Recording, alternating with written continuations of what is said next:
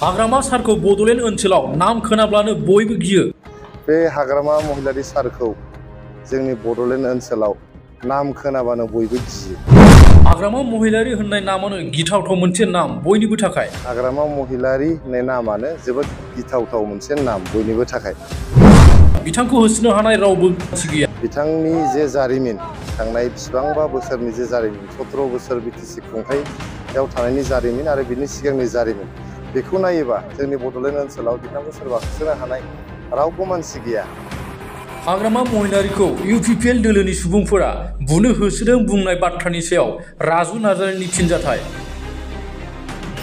नोंथाङा गोदोनि बिसायख'थिखौ मा बुंनो सानो? जोंनि सुबुंदारा, भारत बायदि सुबुंदारा हादोरनि सासे नोगोरारि जानानै आं आंनि डिउटिखौ मावफुंबाय। आं आंनि भटखौ दिनै 4 नं बिनाकाटा एलपि स्कुलनि भट सेन्टाराव आं दिनै होबाय।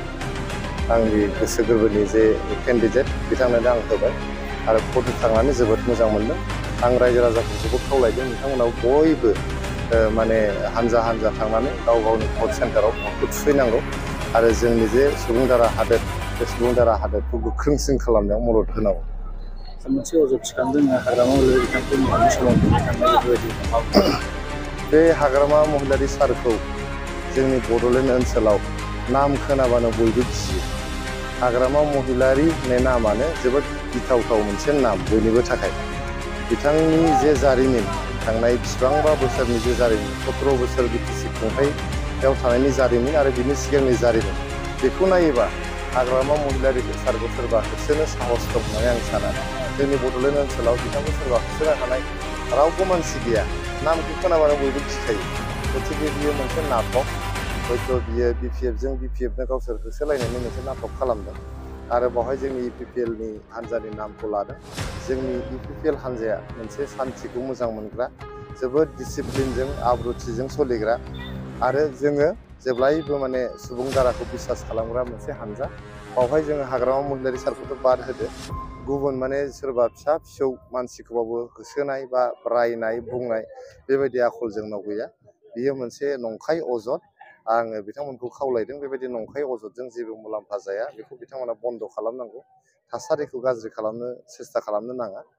बावहाय माने खुनु मोनसे गाज्रि घटना जायालासिनो एबारनि एमपि इलेक्सना मोजाङै मोजां दिनै जागासिनो दङ। नोंथांमोना नुबाय, आं दाखालिबो प्रेस मिटआव बुंदों जे जोंनि नैबे फ्राय 2 माससोनि जे केम्पेइननि समाव मोनसेबो गाज्रि घटना जायाखै। गथिखे मैयासो हाग्रामा महिलारीखौ माने होसोदों होननाय मोनसे अजदआ बियो जोबोद माने मिनिथाव जादों आरो बे जे नंखाय नाटक, बेयो मोनसे प्रमान जादों। बिथांजों गोबां पुलिसफोरबो थाफायो, गोबां बिबांनि पुलिस बिथांजों थाफायो। गथिखे बिथांखौ सोर होसोनो हानो? पुलिसखौ नाङा, बिथांनि नामानो खाफि, बेखौ सोर होसोनो हानो? होसोनायनि खुनु बाथ्रायानो फैया, बियो मोनसे नाटक। गथिखे आङो बिथां बिपिएफ हान्जानि दैदेनगिरिफोरखौ खावलायदों, दिनै बिसायख'थिया जोबनानै थांसिगोन। जोंहा रुजु रुमु रायजो जालायनांगौ, बिदा फंबाय अनलायनानै रायजो जानांगौ। बाव बिपिएफ इउपिपिएलनि खोथा गैया। जोङो बर' हिसाबै बा बर' नङाबाबो गुबुन गुबुन हारि माहारिनि जों ज' जानानै बेयाव रायजो जानांगौ। ओंखायनो बेबायदि नाटक, मिनिथाव मोनसे नाटकखौ बिथांमोना खालामनाङा। इनफेक्ट आङो इउपिपिएल हान्जानि जेनेरेल सेक्रेटारि जानानै जोंनि हान्जानि केन्डिडेट जयन्त बसुमतारिनिल' गोसो गोरबोनिफ्राय हामलायनाय बावाखै। आङो हामलायनाय बावनो लुबैदों जोंनि खाम्फा बरगयारी बिथां, खाम्फा बरगयारी सार, बिथाङा बिपिएफनि केन्डिडेट, बिथांनाबो हामलायनाय बावदों। जोंनि केन्डिडेटनो हामलायनाय बावनायजों लोगोसे आङो खाम्फा बरगयारी सारनोबो आङो गोसो गोरबोनिफ्राय हामलायनाय बावदों। बिथाङा बेस्ट विशेस थाबाय, बिथाङाबो गेलेदों, जोबोद मोजां केम्पेइन खालामदों बिथाङा। देरहानाय देरहायैया 4 थारिख जुनाव जों मिथिगोन।